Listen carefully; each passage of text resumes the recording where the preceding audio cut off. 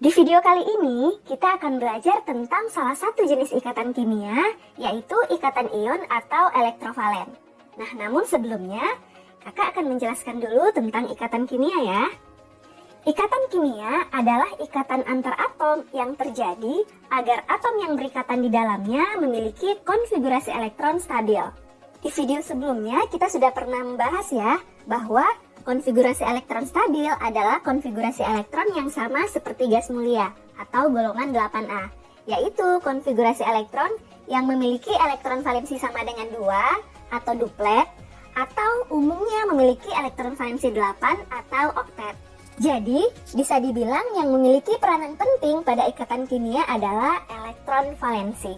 Pada umumnya, ikatan kimia terbagi menjadi 3 jenis. Yang pertama adalah ikatan ion atau elektrovalen, yang kedua adalah ikatan kovalen, dan yang ketiga adalah ikatan logam. Lalu apa perbedaan dari ketiga ikatan ini? Kalau ikatan ion atau elektrovalen adalah ikatan yang terjadi antara atom logam dan non-logam. Kalau ikatan kovalen terjadi antara non-logam dengan non-logam. Sedangkan ikatan logam terbentuk dari atom logam dengan atom logam dan terjadi dalam satu jenis unsur logam. Nah, agar lebih jelas lagi perbedaannya, ketiga jenis ikatan ini akan kita bahas satu-satu ya. Pada video kali ini kita akan membahas tentang ikatan ion atau elektrovalen. Ikatan ion adalah ikatan yang terbentuk antara atom logam dengan non-logam. Ingat ya, atom logam itu berasal dari golongan 1A, 2A, dan 3A. Sedangkan atom-atom non-logam itu berasal dari golongan 4A sampai dengan 7A. Kalau golongan 8A juga non-logam ya, tapi karena dia sudah stabil, maka tidak perlu lagi untuk berikatan. Nomor golongan kan sama dengan elektron valensi. Ingat, jika elektron valensinya 1 sampai 3, maka akan cenderung untuk melepaskan elektronnya. Sedangkan yang berelektron valensi 4 sampai 7 akan cenderung untuk menerima elektron. Jika melepas elektron membentuk ion positif, dan jika menerima elektron akan membentuk ion negatif. Dari sini bisa kita simpulkan bahwa ikatan ion adalah ikatan yang terjadi karena adanya serah terima elektron. Jadi, ada yang melepas elektron dan ada yang menerima elektron sehingga terbentuklah suatu ikatan yang disebut dengan ikatan ion. Oke, jelas ya? Sekarang kita lanjut ke contoh pembentukan ikatan ion. Contoh yang pertama, ikatan yang terbentuk antara atom Na dan atom Cl. Ingat, yang berperan penting dalam ikatan kimia adalah elektron valensi. Jadi, kita tentukan dulu elektron valensi dari masing-masing atom ini ya.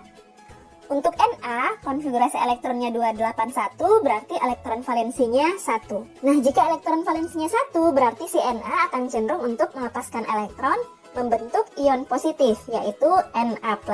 Sedangkan Cl, konfigurasi elektronnya 287, berarti elektron valensinya 7, maka si Cl akan cenderung untuk menerima 1 elektron, sehingga membentuk ion Cl-.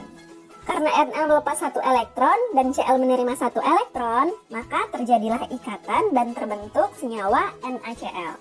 Jika kita buat rumus Lewisnya, Na berelektron valensi 1, Cl berelektron valensi 7. Kemudian Na melepaskan 1 elektronnya, membentuk ion Na+, dan Cl- menerima 1 elektron dari Na, membentuk ion Cl-. Sehingga terjadilah ikatan ion dan terbentuk senyawa NaCl. Jadi ikatan ionnya yang ini ya. Oke, sekarang kita lanjut ke contoh yang kedua. Misal kita ingin mengikatkan atom Mg dan atom Cl. Kita tentukan elektron valensinya ya. Mg 12 berarti 282, elektron valensinya 2. Sedangkan Cl 17 berarti 287, maka elektron valensinya adalah 7. Agar stabil, Mg harus melepaskan 2 elektronnya membentuk ion Mg12. Sedangkan Cl agar stabil dia harus menerima 1 elektron sehingga membentuk ion Cl-. Lalu senyawa apa yang terbentuk jika keduanya berikatan? Perhatikan cara menentukan senyawanya. Agar terbentuk ikatan, jumlah elektron yang dilepas harus sama dengan jumlah elektron yang diterima. Artinya, jumlah muatan positifnya harus sama dengan jumlah muatan negatifnya. Kita lihat di sini, Mg-nya 2+, sedangkan Cl-nya 1-. Berarti, Cl-nya harus ada 2. Mg-nya 1 tidak perlu ditulis, Cl-nya 2. Sehingga senyawa yang terbentuk adalah MgCl2. Paham ya? Sekarang kita coba contoh lainnya. Misal atom Al berikatan dengan atom S. Buat konfigurasi elektronnya, untuk Al283 berarti elektron valensinya 3. Untuk S286 berarti elektron valensinya 6. Al membentuk ion Al3+, sedangkan S akan membentuk ion S2-.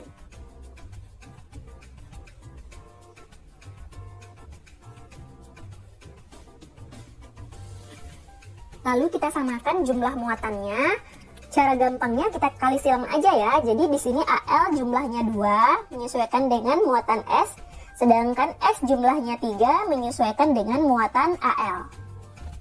Jadinya 2Al3+ ditambah 3S2-. Sehingga senyawa yang terbentuk adalah Al2S3. Nah, yang tadi biar gampang juga dikali silang aja ya. Jadi jumlah Mg menyesuaikan dengan muatan Cl yaitu 1, sedangkan jumlah Cl menyesuaikan dengan muatan Mg yaitu 2. Gimana? Paham ya?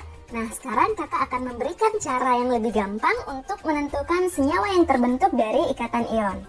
Caranya, kita ingat lagi atom-atom gas mulia atau 8A beserta nomor atomnya, yaitu cara mengingatnya Heran, Nenek, Ari, Keriting, Sekali, Rambutnya. Nomor atom masing-masing adalah 2, 10, 18, 36, 54, dan 86. Atom-atom lain agar stabil kan harus mengikuti konfigurasi elektron gas mulia. Artinya jumlah elektronnya juga harus sama kan? Nah, kita ambil contoh yang tadi, yaitu Mg dan Cl. Mg jumlah elektronnya 12, sedangkan Cl 17. Mg jumlah elektronnya 12, berarti Mg harus mengikuti jumlah elektron gas mulia yang paling mendekati. Yang paling mendekati adalah 10, yaitu punyanya si Ne. Berarti caranya 12 dikurang 10, berarti positif 2 ya, makanya Mg membentuk ion 2+. Sedangkan Cl jumlah elektronnya 17, berarti dia harus mengikuti yang paling mendekati adalah 18, punyanya si Ar. Berarti 17 dikurang 18. 17 dikurang 18 adalah -1, berarti muatan Cl adalah min. Jadi senyawa yang terbentuk adalah, tinggal kali silang ya, Mg-nya 1, Cl-nya 2, berarti MgCl2. Jadi, dengan menggunakan cara ini, kita tidak perlu lagi membuat konfigurasi elektron dan menentukan elektron valensinya. Lanjut, kita coba contoh yang lain. Misal atom A bernomor atom 57 berikatan dengan atom D bernomor atom 84. Jumlah elektron A adalah 57, berarti agar stabil siapa yang harus diikutinya? Yang paling mendekati ya, yaitu si Xe yang nomor atomnya 54. Berarti 57 dikurang 54 adalah positif 3, maka muatan A sama dengan 3+. Lanjut yang D, jumlah elektronnya 84, berarti agar stabil yang diikutinya adalah si Rn yang jumlah elektronnya atau nomor atomnya 86. Berarti 84 dikurang 86 atau sama dengan -2, maka muatan D adalah 2-. Oke, maka lanjut, senyawa yang dihasilkan adalah, tinggal kita kali silang ya, berarti A2D3. Jadi A2D3. Oke, cukup jelas ya. Sekian dulu untuk video kali ini. Semoga adik-adik paham dengan penjelasan kakak. Terima kasih. Wassalamualaikum warahmatullahi wabarakatuh.